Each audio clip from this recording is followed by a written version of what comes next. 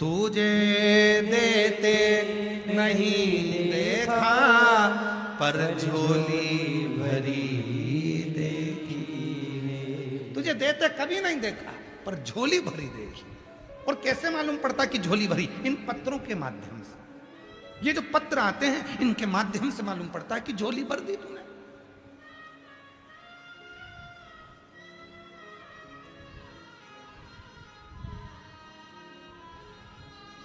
भर दी झोली तूने, इन पत्रों से मालूम पड़ता।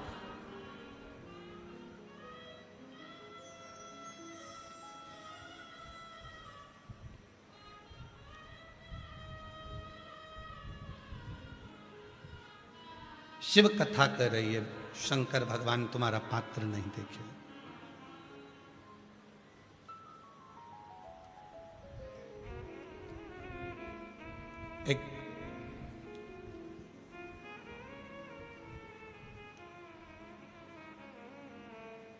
एक बार कृष्णेश्वर कथा करने के लिए गए तो वहां पर एक लड़के ने प्रश्न करा कि शंकर के शिवलिंग में उनकी आंखें, उनका मुख, उनकी नासिका, उनका चेहरा कहाँ होता? गुरुजी, किसी मूर्ति का मुख दिखता है, किसी मूर्ति के हाथ दिखते हैं, किसी मूर्ति का स्वरूप दिखता है तो पूजा करने का भाव जागृत होता है, मन करता है कि पूजन करें। देवी जी की मूर्ति दिखेगी तो देवी जी की पूजन का भाव जागेगा, राम जी की मूर्ति दिखेगी तो राम जी की पूजन का भाव जागेगा, भगवान कृष्ण की लड्डू गोपाल की मूर्ति दिखेगी तो लड्डू गोपाल की मूर्ति का श्रृंगार करने का, पूजन करने का भाव जागेगा। दत्त भगवान की मूर्ति दिखेगी, सारे देवी देवताओं की मूर्ति दिखती है तो उनका श्रृंगार करने का, उनका पूजन करने का भाव जागृत होता है, उनसे प्रेम होता है। पर शंकर भगवान का तो केवल पिंडी है, शिवलिंग है।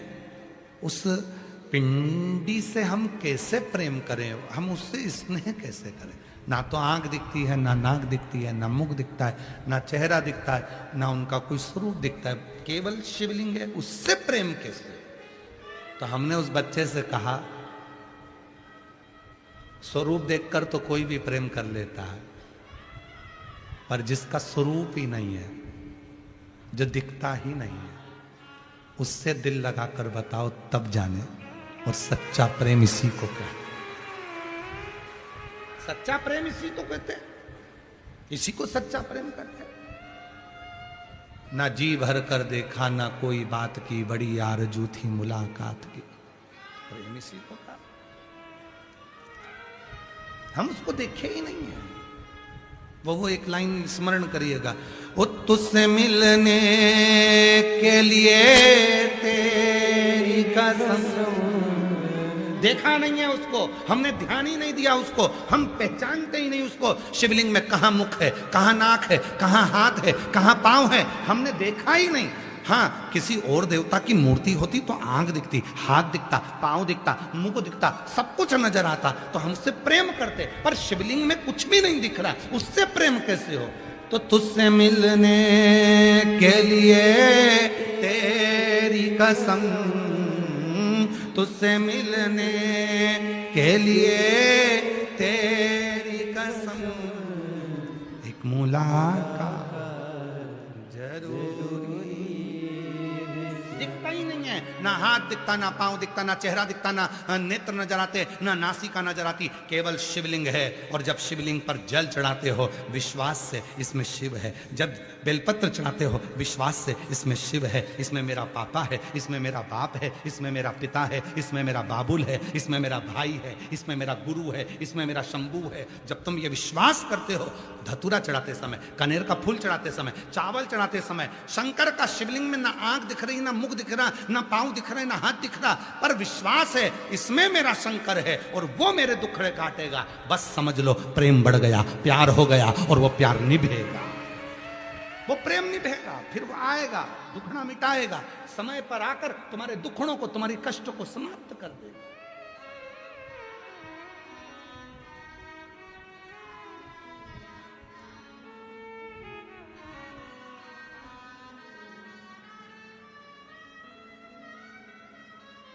कितना देता है वो, कितना, उसके देने की कोई सीमा नहीं है।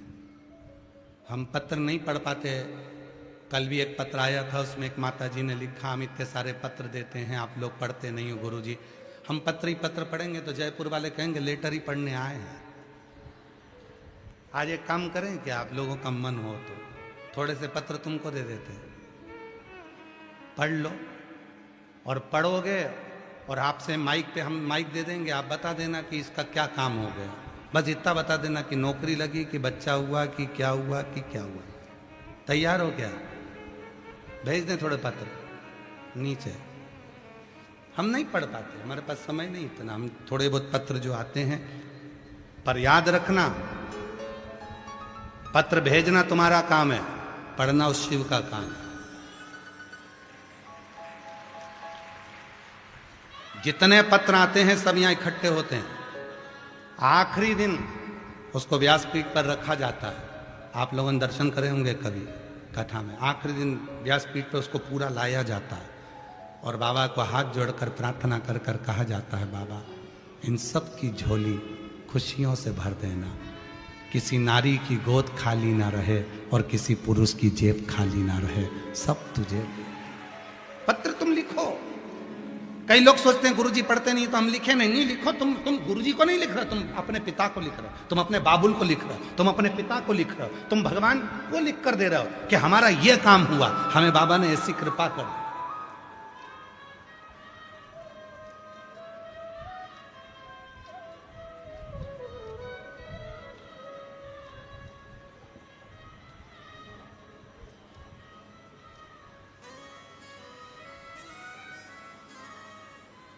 आप उससे स्नेह, उससे प्रेम, उसके प्रति जागरूक। शिव पात्र नहीं देखेगा। देखिए कितना सुंदर प्रसंग आया है भगवान देवादिदेव महादेव की कथा में।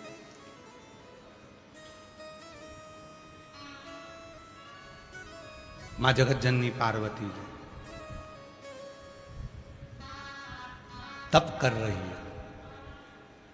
पूरा शरीर उनका कोमल हो गया, चेहरा उनका काला हो गया, शरीर काला पड़ गया, दुर्बल हो गई। नाम अर्पणा हो गया, नाम पड़ गया अर्पणा।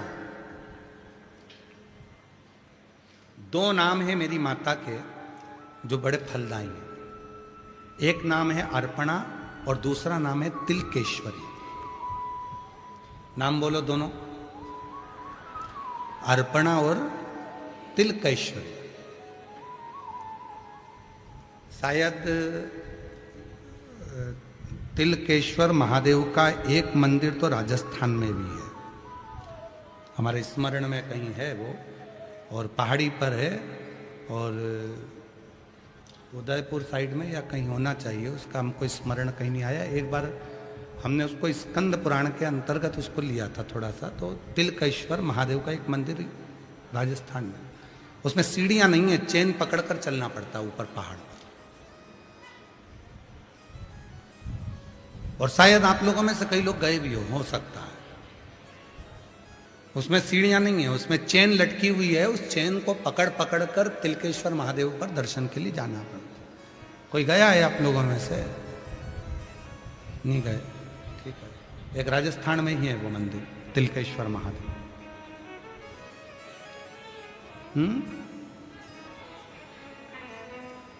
आवाज नहीं आ रही है।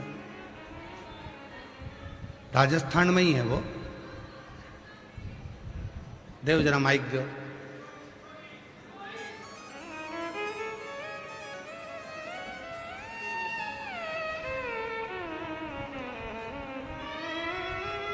देव वो माता जी को दे दो, बता दे इसका। हाँ भाई को दे दो, फिर माता जी को दे देना, उनको मालूम होगा उसका। प्रणाम गुरुदेव जी, नमन। ये जिस मंदिर का आपने वर्णन किया ये देवनगरी सिरोही में है। सिरोही में, अच्छा ठीक ठीक है। प्रणाम, बहुत बहुत साधु, प्रणाम, धन्यवाद। तिलकेश्वर महादेव। तो माता जी के दो नाम का स्मरण करिएगा, एक है अर्पणा और दूसरा नाम है तिलकेश्वरी। शिव जी का एक नाम है तिलकेश्वर, जो आपने गांव का नाम बताया। एक राजस्थान में भी मंदिर है तिलकेश्वर महादेव का। वहां सीढ़ी नहीं है, चेन लटकी हुई है पहाड़ पर, तो चेन से चढ़ा जाता है। तो दो नाम आते हैं, एक अर्पणा, एक तिलकेश्वरी। अर्पणा और तिलकेश्वरी।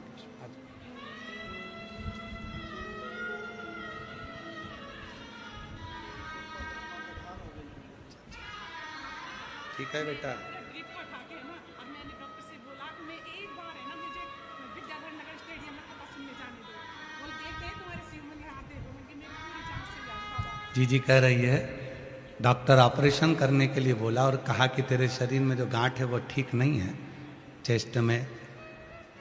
ये कहने लगी एक बार मुझे विद्याधर नगर में सीहोर वाला बाबा आया है, कथा सुन लेने दे, फिर तुम जो कहोगे मैं ऑपरेशन करा लूंगी और जो होगा देखा जाएगा। बहुत बड़ा ऑपरेशन भी करवा लिया बाबा। बाबा डॉक्टर कहता है हम भी देखें तुम्हारे शिव में कितना बल है। और दूसरी बार जब डॉक्टर ऑपरेशन करा और गठान में कुछ नहीं निकला तो डॉक्टर ने भी आश्चर्य कर लिया कि ये रिपोर्ट है जो पूर्व में आई वो हट कैसे है। साधु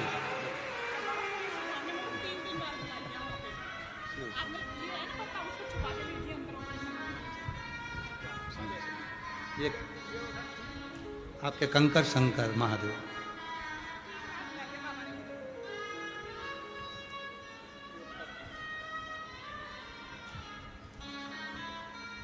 दो नाम का स्मरण अपने पास में रखिएगा। चलो सब लोग बोलेंगे, पहला नाम कौन सा है? अर्पणा। और दूसरा नाम कौन सा है? तिलकेश्वरी। दो पार्वती जी के जो जो दो नाम हुए हैं ये बड़े विशेष हैं। एक अर्पणा नाम, कभी कभी कोई बच्चा शरीर से कमजोर है बहुत ज्यादा, उसका शरीर उठता है, खड़ा होता है, गिर जाता है, पाँव काम नहीं कर रहा है, हाथ काम नहीं कर रहा, शरीर से बहुत दुर्बल है, बहुत कमजोर है, बहुत ज्यादा कमजोर। तो शिव महापुराण में अर्पणा नाम की महत्वता कही है। सप्त बेलपत्र के कमल बनाना है, थोड़ा समझिएगा। सप्त बेलपत्र का कमल दल बनाना है। सप्त बेलपत्र का कमल दल कैसे बनेगा? जैसे सारी डंडियों को एक साथ कर लो और फिर उसको फैला लो, उसको सप्त बेलपत्र को चारों तरफ कमल दल जैसा, समझ में आ रहा है ना? उस पहले बेलपत्री को सब इकट्ठी कर लो, एक के साथ एक, 7 बेलपत्र एक के ऊपर एक रखकर इकट्ठी करो और एकाग्रित करने के बाद उन बेलपत्र को चारों तरफ डंडी बीच में हो और पत्तियों को चारों तरफ घुमा लो, उसको 7 बेलपत्र को कमल दल बना लीजिए। और अर्पणा माँ जगत जननी अर्पणा माता के नाम से किसी भी शिवालय में प्रदोष के समय पर, प्रदोष काल में उसको समर्पित कर दो। 7 ही चावल के दाने उस पर समर्पित कर दो, 7 चावल के दाने और 7 बेलपत्र वापिस लेकर आ जाओ। चावल का दाना सुबह के समय पीस कर या भोजन में मिलाकर, वो जो कमजोर बच्चा है, जो शरीर से बहुत कमजोर है, कोई अगर लकवे से ग्रसित हो जाता है, कोई पैरालिसिस हो जाता है, कोई का शरीर एकदम दुर्बल, कोई बीमारी के कारणवश हो जाता है, नहीं काम करता, उसके लिए भी काम करेगा।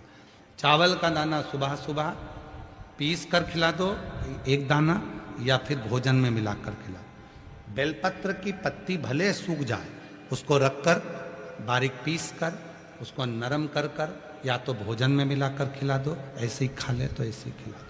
7 दिन का नियम पूरा पूरा करिए, आपको खुद मालूम पड़ेगा कि 9वें दिन से उसके शरीर में एक ऊर्जा आने लगेगी और वो धीरे धीरे अपने शरीर पर स्थिर होगा। अर्पणा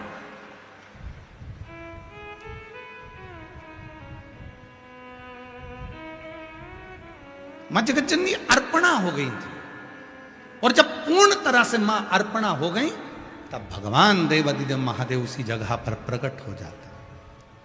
हाथ की अंजलि में मां अर्पणा के 7 बेलपत्र हाथ में रह जाती है और मां पार्वती की सहेली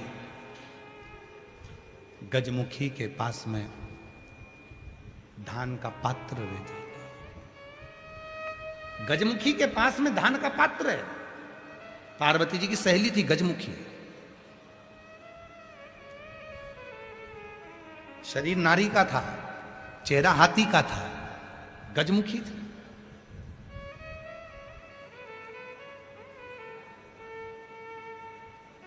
गजमुखी के पास में पात्र है, उसमें धान है। धान हाथ में रह गया।